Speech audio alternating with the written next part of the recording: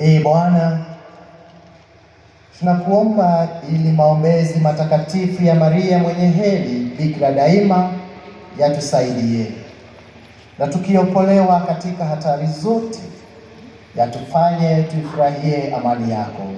Kwa njia ya Bwana wetu Yesu Kristo mwanao, anayeishi na kutawala nawe katika umoja wa Roho Mtakatifu, Mungu daima na milele.